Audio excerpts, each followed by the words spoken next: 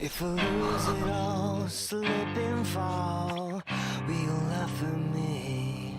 If I lose it all, lose it all. If I lose it all, slip and fall, I'll never look away. 10 years of storytelling all came to an end last week. 10 years of world building, of death and destruction, and of emotions. 10 years of Attack on Titan. No other anime on earth has ever done what Attack on Titan did in the 10 years it aired. Attack on Titan is rated as the best anime based on manga according to Hulu and according to IMDB. The single thing that made Attack on Titan as amazing as it is the humanity of it all. It's all about the battle for humanity, with human frailty at the center of it all. Human emotions pushing the story on. The hatred for Titans coming from Eren to him becoming a Titan himself. Titans being revealed to be humans, and the fact that the whole story is all about the conflict between races. Very few fictional stories have used real-world issues as a basis for the whole plot of their story. And I truly think Attack on Titan did it best. It's all about the conflict between humans. This is why even at the end of the series we see Paradis attacked yet again. Because conflict is a part of being human. And Eren, even with all the power he could have, could not change that part of humans. Through it all, we can connect somewhat to every episode.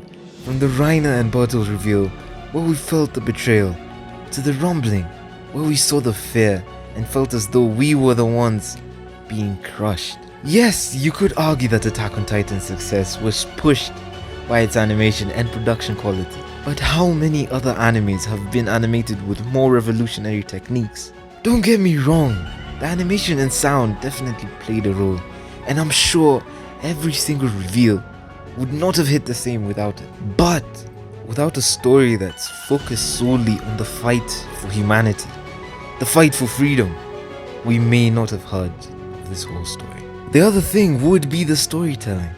From the first 2 minutes of Attack on Titan, we see Eren dream about the future in the really fast sequences, where we saw his mother get eaten, and the destruction that is to come. Don't even get me started with the basement. The basement was possibly the best possible plot twist. From the beginning of season 3, our objective is basically to reach the basement. And through the death and confusion, the basement was supposed to be the thing that made us feel like we finally had won. And boy, was it a hell of a win. The basement revealed that humans existed outside of the walls. This gave hope that humanity could get rid of the Titans. But when we finally got beyond the sea, we were snapped back to reality and reminded of the humanity of it all.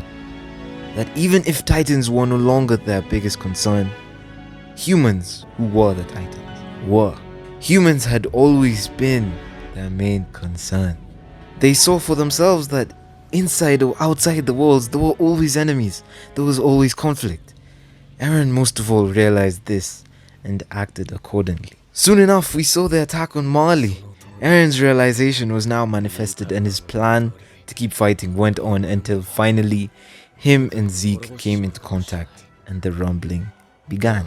Before long, his friends were all put into a position where they had no choice but to end Eren's life, and one of the greatest sequences, called the Battle for Heaven and Earth, took place, and finally putting an end to the Titan story for 2,000 years at least. Attack on Titan is basically a story that has no clear end and continues on and on, because as long as humans exist, the conflict will always be there.